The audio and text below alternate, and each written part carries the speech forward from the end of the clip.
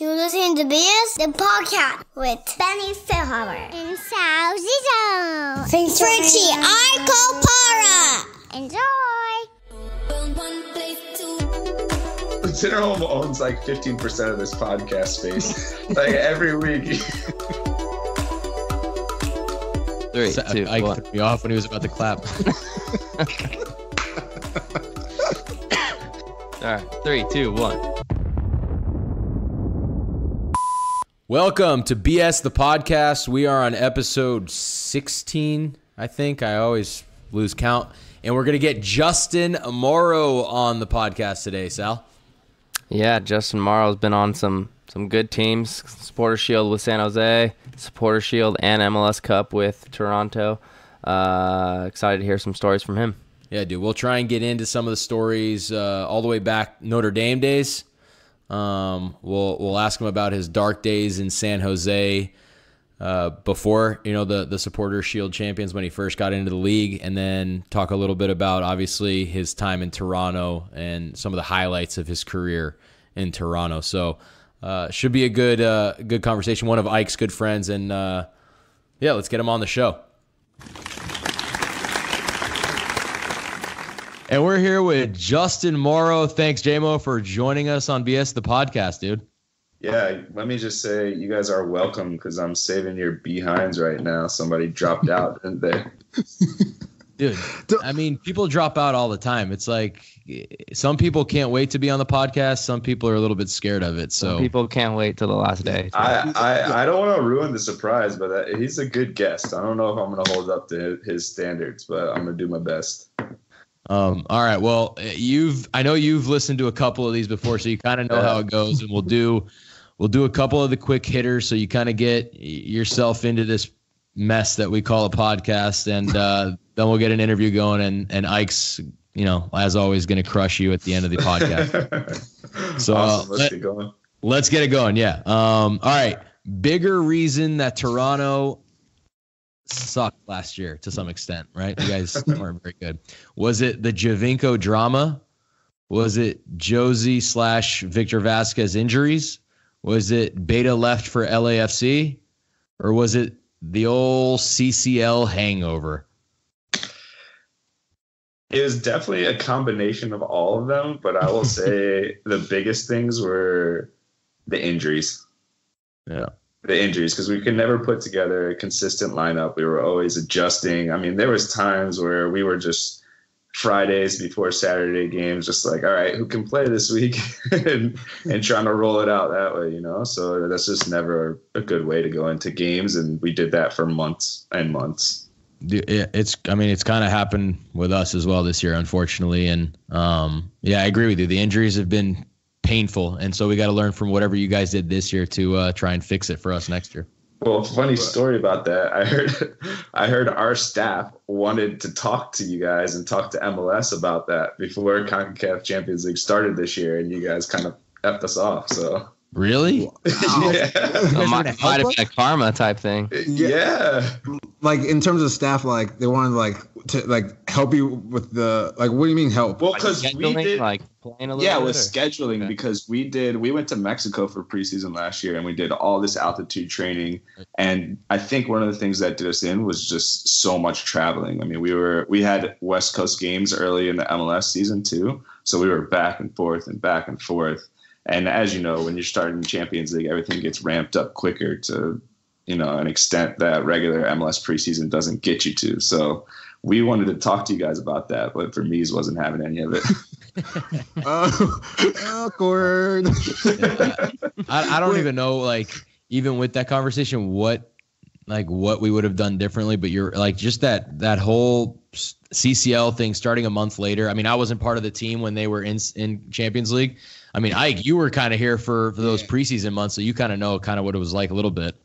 Yeah, but I was kind of on the outside, so because I got traded 6 days later. But I was running on the sidelines. Yeah, I was just playing in traffic, but but it does seem like the teams that get screwed a little bit from Champions League are the teams that absorb injuries because of it.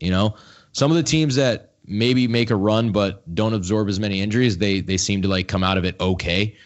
But the teams that get injuries it's tough. Yeah. So Yeah, because then you're playing catch up all year, you know? Right. And getting traded, the best part about it was missing CONCACAF Championship. I hate that competition so much. It's literally going to be the death of me, I think. To be fair, though, to be fair, Red Bulls was in Champions League the year that they like broke the record for the most points. Great. Let everyone else go. I don't care. I just don't want to see that competition again. We lost Noble Cup, and I'm like, at least there's no CCO guys. Like, all right, moving on from Champions League, the love that you two share. I hope for your sake that you've made some decent money in your career because you've lived in two of the most expensive places in North America. So, most expensive place to live, Toronto or Silicon Valley? Silicon Valley by far. Really? Toronto's not nearly as expensive? It's expensive, but let me tell you something. I was listening to one of your other podcasts today, and you guys were talking about getting traded and living in different cities, but having the same salaries. I've been having it nice up here in Toronto because the U.S. dollar is a lot stronger than the Canadian dollar, and so I'm getting paid in Canadian dollars. So it's been it's been 6 years of a nice 30% return on my normal paycheck. Damn. It used to be the opposite. Move to Montreal, Toronto. Yeah. It used to be the opposite when we got in MLS. We used to be like, I hope I never go to Canada. Because we came into MLS right after Depression in 2008, 2009. The Great Recession. Wait, MLS Depression or actually? Everything, dude.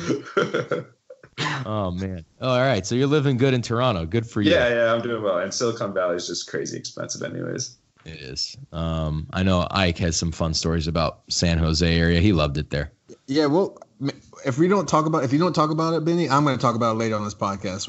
I mean, you've pretty much been tainted. Like all of California has been tainted because you lived in San Jose. Don't bring in SoCal into that, you know? No, that's true. I would never want to live in California ever again. But you can catch me in San Diego at least. Hey, San Diego. San Diego's when we went to dinner at my family's restaurant? Yeah, your family treated me like I was Italian, bro. I was like, yo.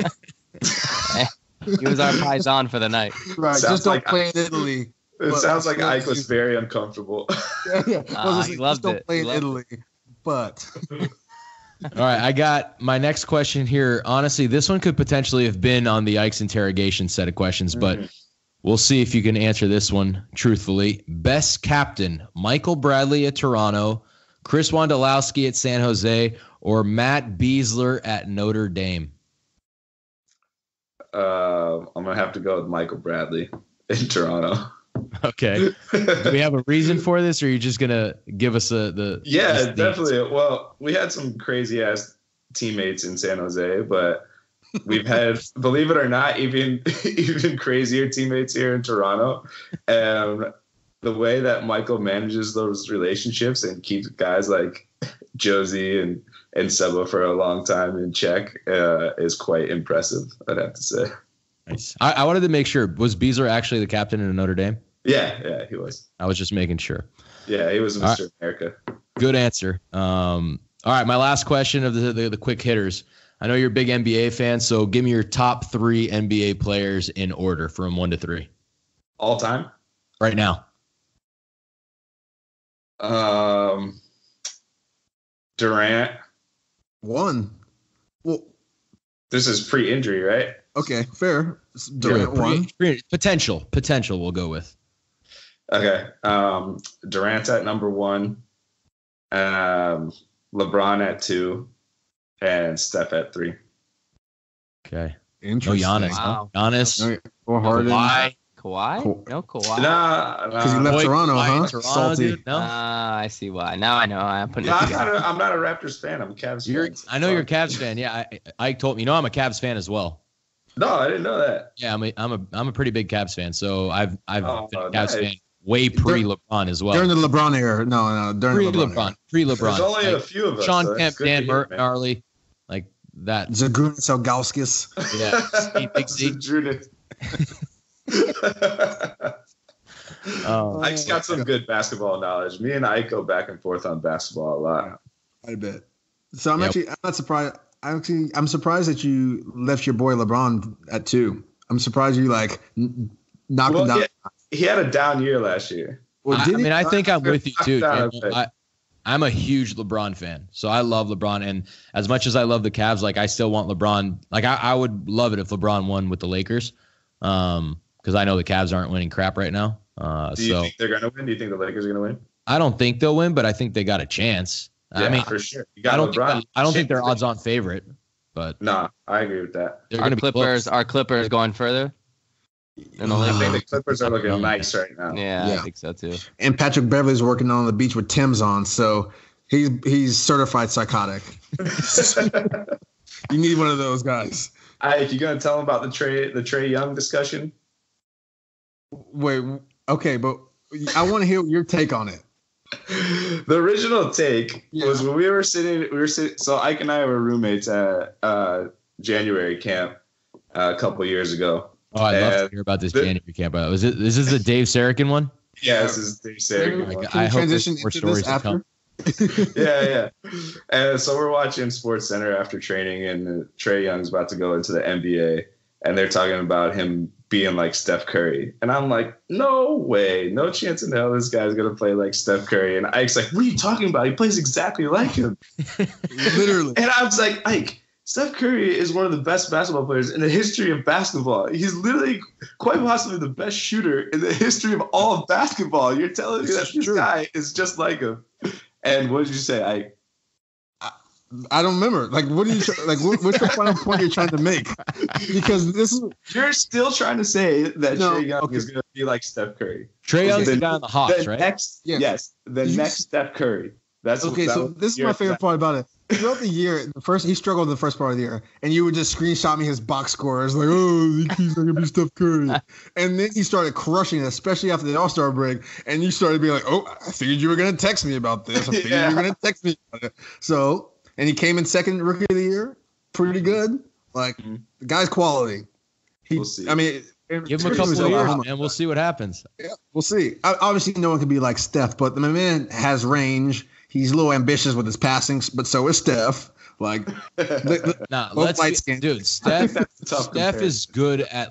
I mean, he is ridiculous. He's the best shooter I've ever seen in basketball. Yes. Ever. Yeah. But he's not exceptional, in my opinion, at anything else. Not even dribbling. Like, yeah, I mean, he's good, but he's not like Kyrie Irving. He's pretty exceptional at dribbling. I think he makes some really dumb decisions at times. Like, throws the ball behind his back. He's like more flair than actual. That's different than just like he's not exceptional at anything else. He's obviously the fact that he's the best shooter of all time, let alone like just that is enough to make him one of the best players of all time as well, because basketball is just such a shooting game nowadays. But I think he does some things that are over the top that aren't as efficient that he just does for show. But whatever. Well, we can maybe get him on the podcast. He knows Clint. He high school together, so he's good friends with. Yeah, we'll get him. Definitely be our next guest. I think he's a pretty cool dude so we'll see if we can do it. Yeah, I've heard that too. All right, well, you're done with the quick hitters. Let's get into the main interview, and I'll start with the first question, and it's going to start with not your professional career, not even your college career, your recruiting trip to Notre Dame. Oh, that's a good story, actually. Yeah, so I mean. A lot of guys come on the show, and I have little spies all over MLS now telling me little stories that I need to ask. Okay, this is one that I've heard. I see where this is going. Please let me know what the story is in your most exaggerated way, please, of how you first met your captain, Matt Besler, at Notre Dame. Yeah, so I was already committed by the time I took my official visit, and we had most of our class committed that year. So we organized it so that we could all go together the same weekend. And it was like the biggest party weekend at Notre Dame, which you can imagine isn't very big at all. 17 people. Rudy does a keg stand. Comes back and does a keg stand. So we do it was the team's banquet. That's what was going on. It was the team's banquet. So we did that, and we all go back to the hotel room. And we're sitting there. This is all the recruits, and we're like, "Wow, this is kind of lame. Nothing's like we're not gonna do anything." And we hear a knock on the door, and lo and behold, is Mr. Matt Besler with all the sophomores at the time.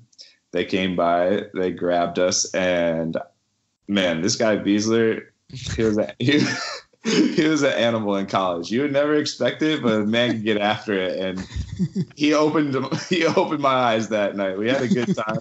I don't want to get too explicit, but the man could put down some beer. No, the more explicit, the better on this show.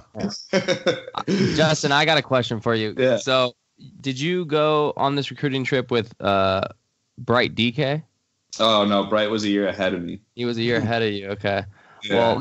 Well, give me your best Bright DK story. I mean, he scored an incredible goal with his shoe in Kansas City that flew about 25 yards into our goal, 2014. We're taking the story out of my mouth now. Oh, is that the one you were going to say? Yeah. I watched him murder our goalie in college. He ran into our 5'9" goalie who was defenseless at full speed. I've never seen a murder happen on the field. He was literally an NFL linebacker playing soccer. Yeah. Let's give some context for some people who don't know who Bright Deke is. He is like 6 foot, 6'1", 225 easy. Like on a light day, he's 225. Yeah. This guy is a bruiser.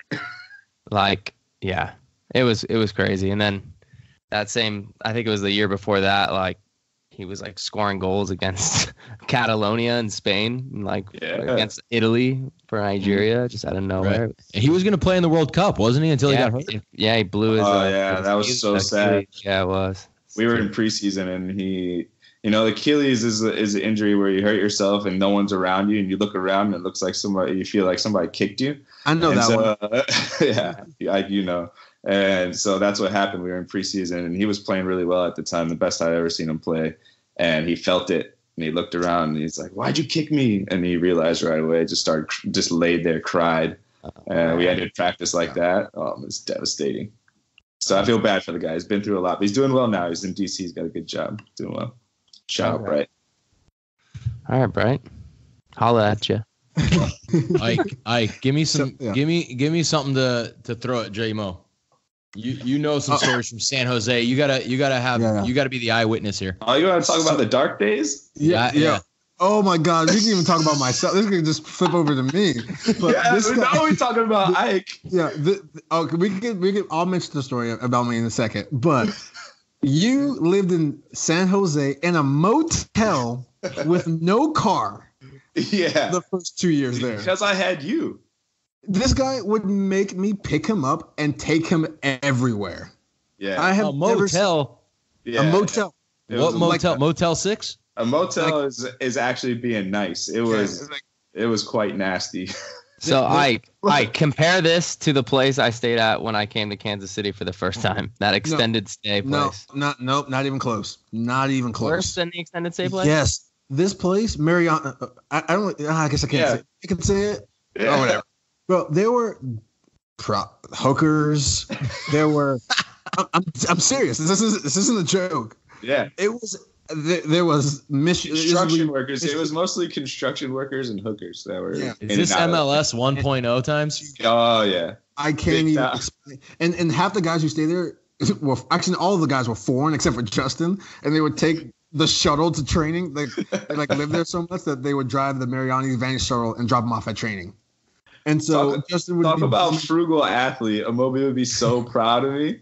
You were like, "What? I got maids. You got maids?" And I'm like, "What?" Okay. Also, I was making $40,000, and Ike was on Generation Adidas money, driving around a Lexus. I paid less than you in rent because I had roommates, so it didn't actually make sense. Why were you living in a motel? Why didn't you roommate with somebody? There was no other possible roommates for me on the team because everyone else already had a roommate, so I would have to go outside the team, and it was cheap. Which is what you did the third year, and you were like, I don't know why I was living in a motel the whole time, and I was like, I tried to tell you that. Well, I also wanted to live by myself. It was cheap, and I wanted to live by myself. $3,000 a month or something like that to live in a motel. $700. So in between the gunshots and the hookers, you were straight. I was riding good from Uber Ike. Yeah, but the thing about it, I got hurt a couple of those times a year, and so I would just like go home, and so I would just leave Justin my car. So you probably drove my car more than I did. Let me tell you sad stories about Ike, which will make you so impressed that he's still playing soccer right now. And or alive. In San Jose, when Ike kept getting injured, you know what he would do? This is the saddest thing I ever heard. He would go to Subway for lunch and for dinner. Is that not the saddest story you ever Subway heard? is You will never see me in a Subway, probably for the rest of my life. He would crutch across the street and go to Subway for lunch and dinner. Okay, so there was 2 reasons why. Because the California traffic there was awful, and I was on crutches, so I really couldn't go anywhere. So I had to go to the place that literally was across the street from me. And so I would go there for lunch. And the sad thing about it, I would go for lunch and get the same damn sub. It was the most depressing. Actually, this is the best part of the story. And there was a Red Box across the street too. Oh, sorry, 7-Eleven. I forgot about this. Yeah. And so I would go to Blockbuster. Yeah. Get a $4 bottle of wine from 7-Eleven, which was terrible. Some cookies and a Red Box movie. Come home, watch it, drink it, get on Skype, and just mess with anyone I could. And then wake up, pretend like it never happened, and do it all again. Oh, man. That is the dark days of MLS right there. Yeah. And so people always real, Ike is in a dark place, so I commend you, Ike. The fact I'm impressed. Man. Thanks, man. People were like, you were like, what happened in San Jose? Like, you were never. I was like, yo, I was never going to succeed there. Like, I was mentally gone probably the day I landed. But no, yeah, wild. I was just gonna say you won't catch me at a Subway, just like you won't ever catch me at an Arby's. For those of you that are really listening into our podcast, will get that. I haven't gone back to Subway since, but the cookies were fire. Let's just be clear. Never. You do love some sandwich cookies. You like the ones at Potbelly's as well.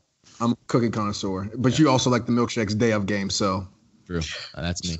All right, moving from the dark days of your career to the highlight of your career, I want to know about the celebrations, because I've heard some stories about Toronto FC winning their first MLS Cup. Please take me through it like as if I was there. Well, the best part about 2017 was the fact that we had lost the year before at home, and there's no feeling better than the redemption we felt that night. So the final whistle blows. Obviously, we're going crazy on the field. We take it back to the locker room. We're going crazy in the locker room. Everybody's family's there. I mean, you guys have won MLS Cup, you know. So your whole family's there. All your friends are there. You're having a great time. And the night, let me say, MLSE, they did an incredible job, you know, putting up a party, because we went straight from the stadium across the street to a club that they had rented out. And they invited everybody's families and friends, all the staff, everybody's there. We partied there. The president, Bill Manning, was ordering bottles late into the night. All the players were long gone, and he's still ordering late into the night. The players, we took it to another nightclub. And honestly, the best part about the whole thing was the parade, because the parade was freezing cold, and like so much of the city still showed up for us. They followed the team bus all the way to the square where the Raptors had the parade. Same thing. It was incredible, man. That's cool. And Go ahead. All right, what'd you say? Josie's speech. What were you thinking the entire time? Like, get this man off the mic. Yeah, I was really scared. Obviously, we had no idea what he was going to say, and he wasn't sober. And even when he is sober, Josie's liable to say some crazy shit. So I was really in fear, but it ended up as an epic speech, a memorable speech that's like people come back to all the time. This was at the parade. The parade. Yeah, I think I've seen that. I don't remember it exactly, but I remember it being pretty funny. Cook up some magic in the laboratory or some nonsense. Yeah, 6 on a wave. Yeah. All right, so you guys, Toronto was one of the best teams in MLS history throughout both those 2 years, but you mentioned it yourself. Michael's one of the best captains that you've ever had for the reason of maintaining that kind of dysfunction that you guys kind of had, with you. I mean, when you have superstar players, you tend to have some kind of dysfunction. And so, like you said, Javinko or Josie, egos, whatever it is, talk about a little bit just what that was like, being in that presence and how it maybe was tough to get through it, but also how you guys did and how you used it to your own success. Well, the thing about those three is that none of them are afraid of confrontation. So if they feel anything that they're upset about, it's coming out at some point, whether it's that moment or a week later, a month later, it's coming out. And when it comes out, it's like fire, like these guys. And so the rest of us just kind of sit back and we're just kind of like seeing where the pieces are going to fall. But this is where I said that Mike was so great. I mean, Mike speaks fluent Italian. So there was times where him and Seba would be going back and forth at halftime of games, screaming in Italian, screaming at each other, like faces red, and nobody else knows what the hell's going on.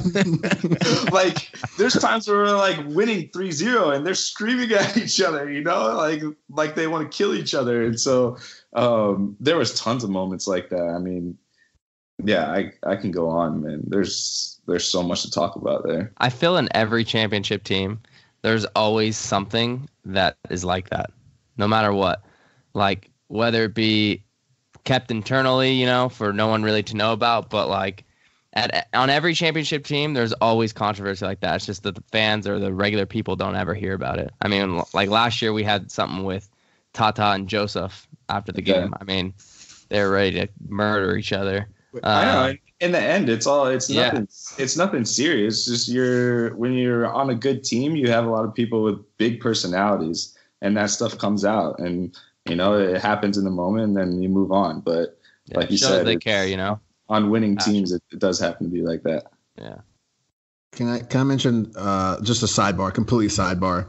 It made me think about Atlanta and whatnot, because Sal, your hate for Tinnerholm, people are texting me like how much, but they're like, but why does he hate Tinnerholm so much? But not LGP. LGP is everything that Tinnerholm. The thing is honestly, so LGP, dude, like I played with him, and that's all I really know. I played against him 1 year as his first year. He maybe didn't have the reputation yet, but like. I listened to your podcast today, and you were bashing Tinnerholm in all three of them. Oh, man. Sal and Tinnerholm. And hey, he keeps doing well. He got another assist the other day. He's good, dude. He's a good player. Dude, okay. Let me put. Here we go. Okay. Yeah, fourth episode in a row never now. Said that he was a bad player. No, yeah, he's a great player. Yeah. Great player. Like, yeah. It's just he does a little thing, some things after the play, or like kind of has this face like he's the man. Yeah, maybe he does, but to be honest, I don't follow it as much. I don't notice it as much, because I know him as a person. If I knew Tinnerholm, if I played on NYCFC, I probably wouldn't even think twice. But when you don't play with a guy and you only see him do those things on a field, it just irks me.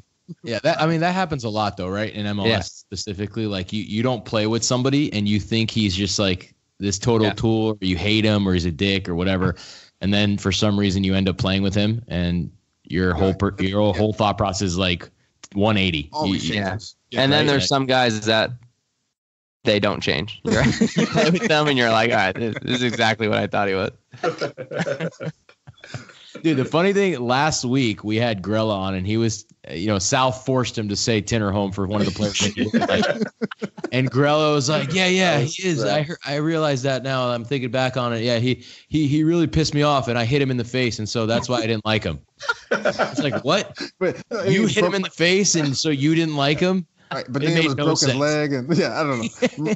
We gotta get Mike back on for a part 2, but we're taking away from JMO. Tinnerholm owns like 15% of this podcast space. Like every week, you get about like 2 to 5 minutes of Tinnerholm talk. Can we hit a Tinnerholm every episode forever? Yeah, he'll be the ongoing joke. Until we get him on here. We're going to get him on. We have to. Yeah, dude, if we get him on, it would just be epic. I wouldn't even know what to say, really. Valzizo, maybe I'll Tinnerholm face off. First Steph Curry, then Tinnerholm. All right, my last question that I want to bring up before I let Sal and Ike ask some questions. I'm sure, Ike, before you're even Ike's interrogation, you probably have a few questions that you want to ask in terms of just his career because you've played with him and you know him. So this is my last one. I know Ike absolutely detests CONCACAF Champions League. And so you've played in it for how many years now? I feel like you guys are in it all the time because there's only like one team in Canada. So you guys. But there was a year where they decided that Canadian Championship was our only way to get in, and we won Supporter Shield. So they made us. I don't know. There was a skip year. And you lost the Canadian Championship to who? Ottawa? No, we won. But because they were changing the rules around, we didn't enter that year. Oh, but Greg Vinny says the Canadian Championship is like difficult than the Open Cup, or more difficult, and that's just absurd. At least at least you jump straight into like a home and away series, and there's not that like group play. You mean one home and away series in the final? Is that what you're talking about? Are you talking about Champions League now? I'm talking about Champions League. I'm talking. Sal's talking about Champions League. How they've changed Ike's already bashing Canada Cup. Yeah, there's only like it's not Canada Cup. It's like I don't even know. It's like the Final Four. It's like the three big cities in Canada Cup. Well, Canada has a Premier League now, so. Wait, sorry, the Final Four one got me. But anyway, so CCL, you guys have played. You've played it quite a few years. Yeah. Is your hate as strong as Ike's for that tournament? No, honestly, I've had some of the most memorable games in that tournament of my whole career. Playing in Tigres in 2018 when we went on the run was incredible. That is a night I'll never forget. The stadium is so memorable. Their fans are incredible. They're out there so early. We went out there, the walk on the field when you get off the bus just to see what the field's like. The fans were already there booing us, and loud, the loudest boos I've ever heard in my entire life. There was some hate behind those boos. But honestly, just the whole atmosphere around it and the game, we won that game. So some of the most memorable games of my career were Champions League. Yeah, you guys would win. Yeah, you guys have had a good run, a really good run. What is it, a couple of years ago when you guys went to the finals, and you guys have. I mean, how close do you think? The final in Chivas was incredible. I mean, up, down, we come back, and we lose in penalties, but just same won. Thing. Like, the atmosphere. Yeah, I definitely think we should have won. Chivas was probably out of the teams that you played for Mexico, they were the weakest team as well. I mean, they weren't as good as it was Tigres and Club America, right? That you guys played. Yeah. So those two teams were better than Chivas, but yeah. I know, but do you know who was coaching them? Yeah, Matias Almeida. He's probably I think he's been suspended for like 8 games straight now. He came back to the Atlanta game for the first time, and he got red carded in that game. I know. And he got red carded off the bench. Can we talk about this? We got a red card off the bench. Bro, that's easier than getting a yellow card, which is what I got in Salt Lake this year. Yeah, you also walked onto the field and I did not walk onto the field. I was literally on the line. Whatever, man. It's either way. Yes, that Wando outburst is like it's kind of funny that he got thrown out from the bench for how much he abuses refs during the game. Like that. Yeah, I know. Like, now you're seeing him out when he's all like, this is crazy to me. Wando would be a perfect example of the kind of guy that you would think is a psycho if you play against him so many times. But then if you ever play on the same team as him, you're like, how is this possible? Yeah, this guy's just like calmest, coolest dude ever. Who do you guys think is the worst ref abuser? Him and Beckerman are up there, bro. I don't know how it could be in the. It has to be one of those. Michael's up there too. Michael's low key up there. I have my moments, but I don't think it's like all the time. So I mean, my Seattle one a couple of years back was pretty cool. Yeah, you're in tier 2 easily. You're just like random outbursts. Like Ozzy, yeah, Benny's up there. Benny, but like it's not every game. Anymore, though. Like, it's exaggerated when it happens. But like Beckerman, Wando, Michael, like I'm like, yo, these guys have families, bro. Like, just let them be. Like, they're just out here reffing a soccer game. You know what I mean? It's just a soccer game. They're trying their best. Like, realistically, they're trying their best. Yeah. Even though it's angering, like, They got families, bro. Like, bro, I don't know if you guys saw this. They say some funny shit, man. Sometimes they come back at you though. You're like, It was a PK. And they're like, no, it wasn't. All right. And you're like, sorry. Yeah, you're probably right. My bad. I was just gonna say there was like a little video that came out, I think, on Instagram of the referees like saying that they're normal humans and this kind of thing, and like I thought it was. Did any of you guys see this? No, I missed that. So we'll try and get Nino to put it on there, but it was like this little clip where they kind of make themselves like more human, and I honestly detested it. I was like, I hate these guys more. It's just more ammo for on the field, huh? Yeah. I'm gonna crush them this weekend. My favorite is going up to the ref and being like, yo, is there going to be a water break this game? It's like 70 degrees. They look at me like they're confused just to see what they're going to react with. That's been one of my favorite ones. They're like, what? I'm like, yeah, I've never thought to ask that. That's pretty funny, actually. Just like a night game in like Minnesota and, hey, getting a water break? Michael the other day, I don't know who he got, but he knows. So Michael, he knows all the refs' names like by their first name. So he'll come and be like, Jair, you're reffing this game like a U10 State Cup game. What are you doing? and they're stunned, because so, like you said, it's a whole other level of talk that they're not used to. Yeah, you can get them. You can get them if you really want to, but they're great at handling it, to be fair. Yeah, most. Do you notice that they show a certain type of respect though? If you just like never yell at them, and you're just like always the nicest guy to them. Yeah, because I feel like that's how I never like. I mean, a few times you get mad, but like realistically, I never would, and they'd always be like, "Hey, how you doing? How you doing?" Like so nice to you because like they're just not. You're not gonna give them shit for that game, They're like, thank you, someone that's not going to kill me. Yeah. And it's always the losing coach who beelines over them and just crushes them. It's like, man, just shake their hands and keep it moving, guys. Like, but then again, like, I've been in a situation after a game when I've been like, yo, like, that was a foul? You think it was a foul? I don't know. Whatever. That's what I do. I like question, like, oh, you think it was? Okay, yeah. Sounds good. All right, Ike, do you have anything else to add in the interview part, or do you want to head to or Sal as well? Does anybody have any other questions before we go to the hard part? I think the only thing is, what would you describe to the any of the U.S. fans that listen to this podcast, how that transition was with Dave as the caretaker coach? Because I know it was like in January camp, and it was relaxed to say the least.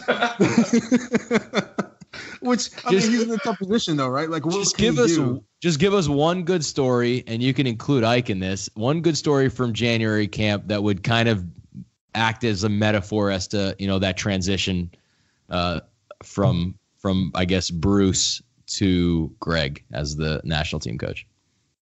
No, I mean it was.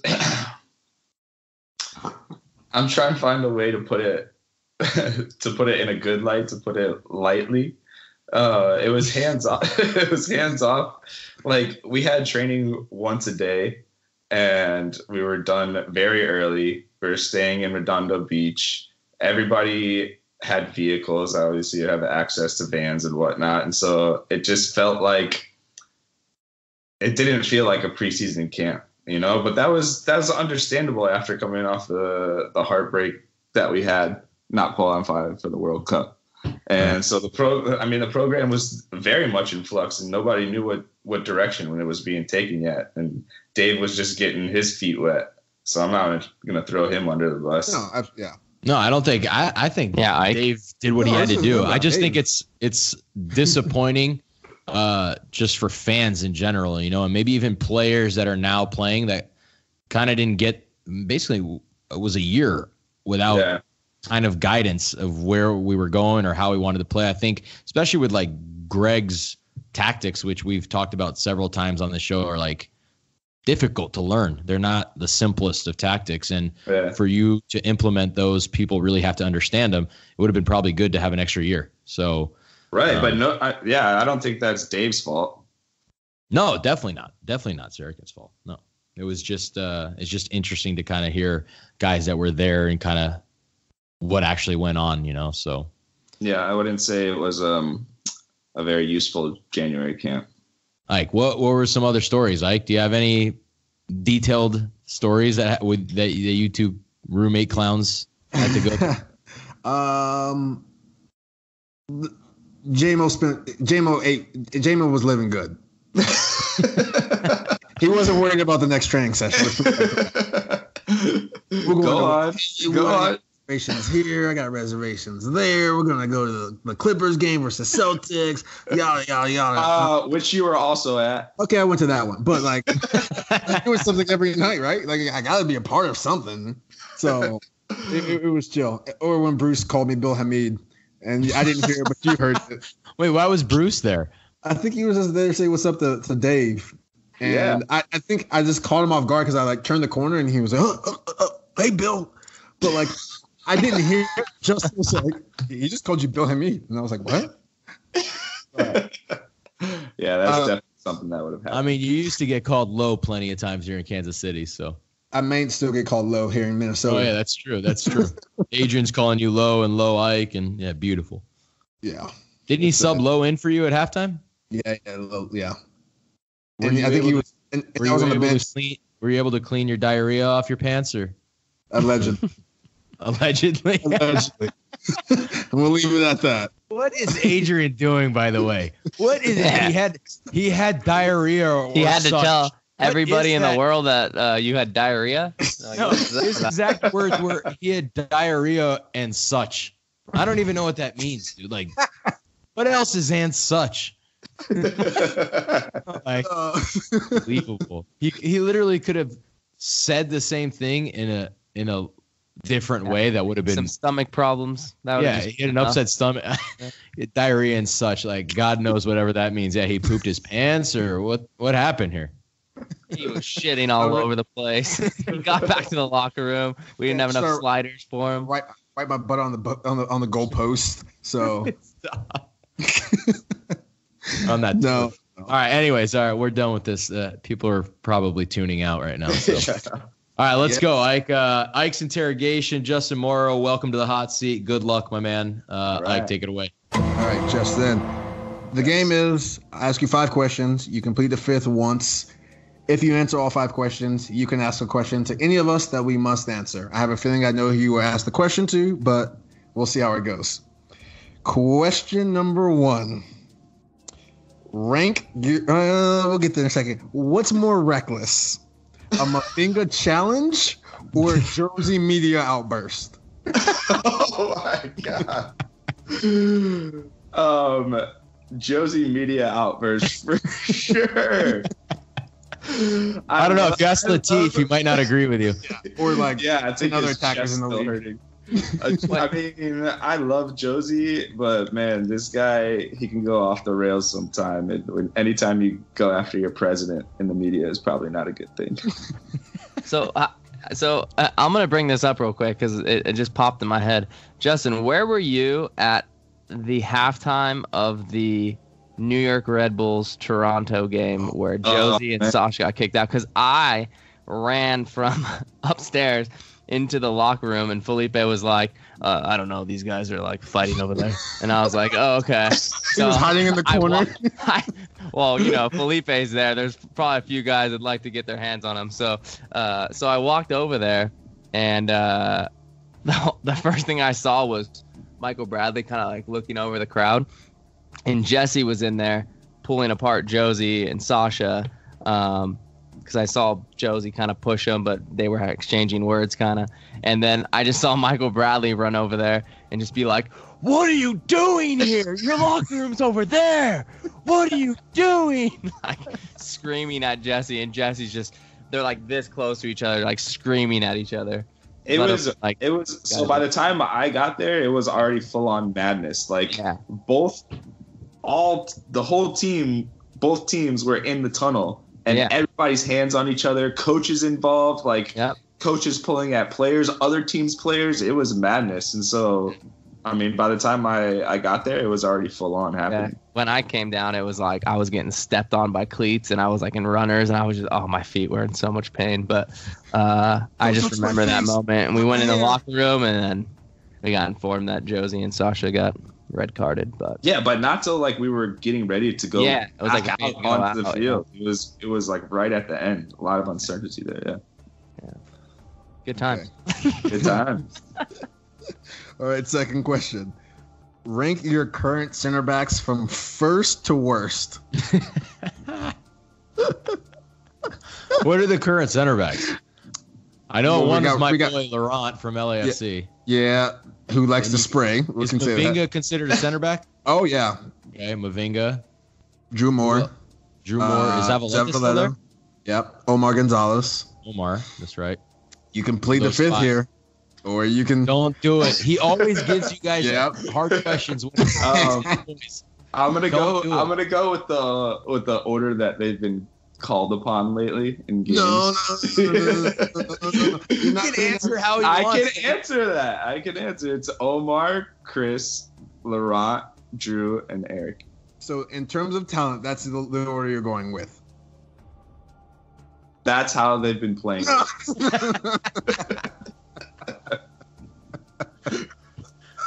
You should have said if he's the coach, Ike. If he's the coach, what's his depth chart? Well, he just kind of said it, but like, well, you know what? I'll count it just because. Because I'm gonna get a lot of shit tomorrow in the locker room. When people hear this. I think you're getting it anyway, so you've already accomplished what I wanted here. All right, third question: best DP and TFC history between Giovinco, Defoe. Actually, rank these all. Defoe, Giovinco, Bradley, Pozuelo, and Josie. That's 5 names. That's a lot of guys. So, I will say, and it can be for whatever reason, yeah, talent, whatever. Yeah, I'll go with Seba as number 1, Michael 2, Josie, Defoe, and then Pozuelo. How long was Defoe there? He was there. He was here a year, but he only played half the year. He was hurt pretty much this whole second half of the year. Before you answer as to why, because I know you're about to answer why, my favorite story of Defoe, or my favorite moment, is when he wanted to take the free kick away from the Brazilian dude. What's his name? Gilberto. Gilberto. And Gilberto took it and scored, and Defoe's face is just classic, dude. One of my favorite moments ever. You can watch that over and over again. All right, go ahead. You're going to give your reasonings as to why. Go ahead. Yeah, I put Seba up at 1 just because of the way he had an impact on our team was just so electric. You know, it gave everyone so much confidence with the types of goals that he scored. It's when you have a player like that, you feel like you can go into any match, and if you're losing, you could change on a dime because he does something crazy, you know? Yeah. So I put him up at number 1. I remember another story I remember through Ike. We both played at Kansas City, and we were playing you guys, I think, 3rd game of the season. And you guys, I don't think you guys were playing like great, but I think you guys might have been like on the road for all the games. Yeah. And I remember Ike telling me, J-Mo said, we're going to win. You guys are going to win. Toronto's going to win 1-0. We won't play well, but Giovinco will like take a rabbit out of a hat and we'll win 1-0. You remember that? Yeah, I do. I remember. I think we won that. Did we tie that game? I think we tied that game. Tied. Yeah. We tied. You're talking about zeros, the one right? in Kansas City, right? Yeah, in Kansas City. I think it was zeros. Yeah. No, it was 1-1. Was it 1-1? Yeah, I got fouled at the end of the game. But With Brad Davis. Yeah, it was a foul, 100%. And then he bent it in, and it was like, oh. Oh, I remember that. Yeah, that's true. You were like shielding it, and he like came and just absolutely a foul. Okay, this 4th question is a fan question, but I'm going to alter it a bit. Okay. He was trying to ask who's the better defender between you and Beta. I'm going to change it a little bit and say, rank that 2010 Earthquakes class in terms of ability. You, me, and Beta, first to worst. In terms of ability? Ability to do what? We all have different abilities. For whatever your position. Ability of soccering. Yes. Specifically that year, 2012. No, just in terms of current MLS, if you're starting a team, rank the order of us 3. Who's being selected first? Wait, right is now? this current? So not based on potential. We're going current. Well, I'll put you at 1. Good answer. Done. No, I want to hear the Beta or J-Mo's 2 or 3. Yeah, this is the part that I actually care about. I'll put Beta at 2 because he's getting ready to wear his 3rd supporter shield. So if you're starting a team as a GM, you want Beta or you? Well, see, I would like to have myself on my team. No, but you know what I mean. Don't try to look Beta, bro. He said Beta. Yeah, he's trying to. You're changing these questions, man. Okay. Yeah, well, I'm a cop, right? So I can do whatever I want. Hey, how old, Justin? How old are you? I'm 31. I turned 32 in a week. You got to take. Beta is what, 33? Yeah. No, I think. Is he? He's old. I thought we were all 87s. He's older. I thought we were all 87s. I think Is he's he older. older? I think he's just a little younger than me. So you got to take Ike just based on age alone. Yeah. Screw off. And the fact that he's still dunking headers. Oh, barely. Now he's wearing diapers at halftime. Again, allegedly. In the future, we might discuss. Okay, anyways. And something on his head, too. They've happened. Yeah. All right. Fan question. We're going to stick to, and then no alteration here. Least favorite player in MLS? Felipe. I don't have any problem answering that one because After Tinnerholm, his name's been brought up the most. Actually, yeah, Felipe's probably got 10% of this podcast as well. So we got 25 going to Felipe and Tinnerholm. We got to write him a check. Yeah, I mean, I don't think I need to really explain that one. He's a lot of guys' least favorite player in the league. He talks a lot of shit on the field. Exactly. Yeah. For people that don't know, that aren't players, like that's exactly what it is. I mean, I'm actually he loves me. He loves. We're both Brazilians. Yeah, so probably because you talk a lot of shit too. Dude, he'll come up to me and he'll be like, "Hey, what's up?" in Portuguese, and he's like the nicest guy ever to me. But then on the field, he's like the biggest dick to everybody else. But to me, he's like reasonably okay. I'm telling you, it's because you're a talker too, man. You guys are cut from the same He just doesn't want cloth. him chirping in his ear? Probably. I think I wouldn't honestly, want Vinny chirping in my ear. think it's because he's Brazilian. That's literally probably the only reason. Yeah, Probably. you're probably right. You're probably right, Sal. Okay, but Justin, you've answered all 5, All right. I guess. So you can ask Benny a question. I answered all 5 just so I could ask this question. Oh, and gosh. it's not for Ike, surprisingly. It's for Benny. Oh, come on. Yes. Ike, you'd have been an easy target. Benny, I wanted to catch you off guard. You did. What is it? Who, in your opinion, is the best U.S. soccer player of all time? U.S. soccer player of all time is Landon. Over Clint? Over Clint. Clint is Over Tim? over Tim. Yeah. I mean, I think honestly, goalkeeping is like almost a different sport, in my opinion, than like playing on the field. So it's like, I unless like our best goalie was like literally the best goalie in the world, which maybe honestly Tim was probably close to it at some points in his career.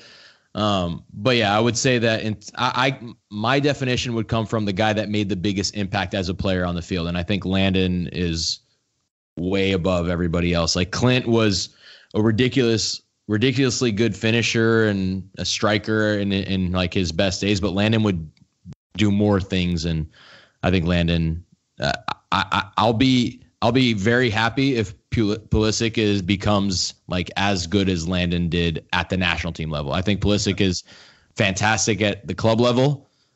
He's done things that Landon never was able to do in terms of how much success he had in Bundesliga, and now he's playing at Chelsea, and so I'm hoping He's at that Chelsea. He hasn't played much, but yeah, I hope he plays. he's shown that he can play there. But Yeah, the of course. point is, I feel like Landon did stuff for the national team more so than anybody has ever done, and we'll see if Pulisic can get there. But he's got the talent to do it. But yeah, I think Landon. So as of now, All right.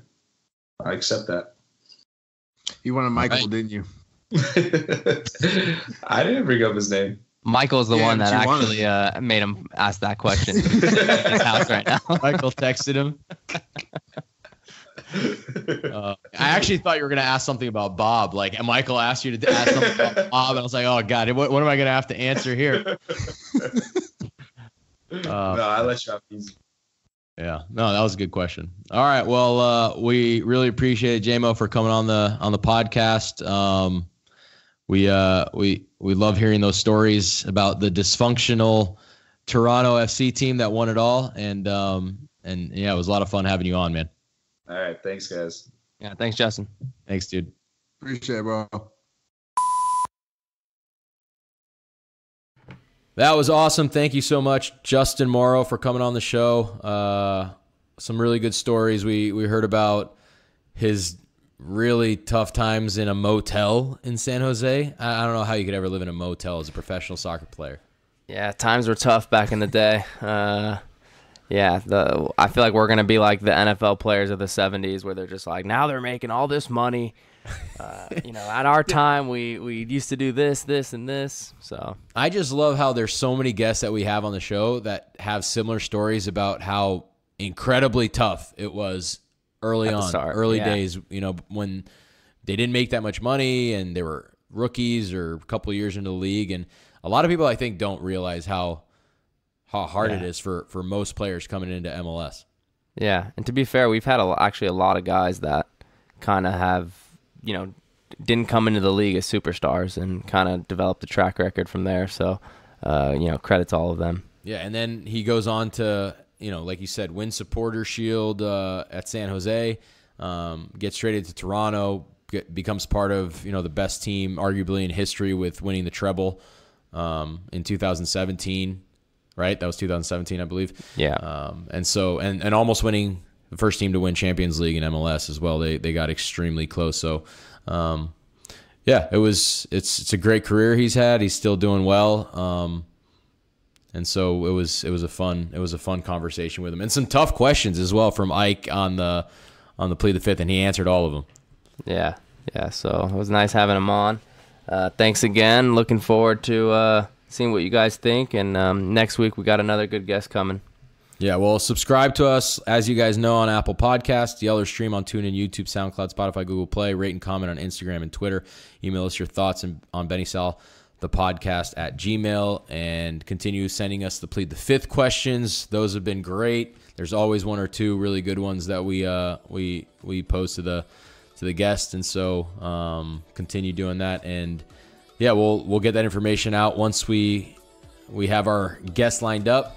And until next time, we appreciate all you guys, all the love, and all the fans. Thank you so much. Thanks, guys. See you next week. See ya.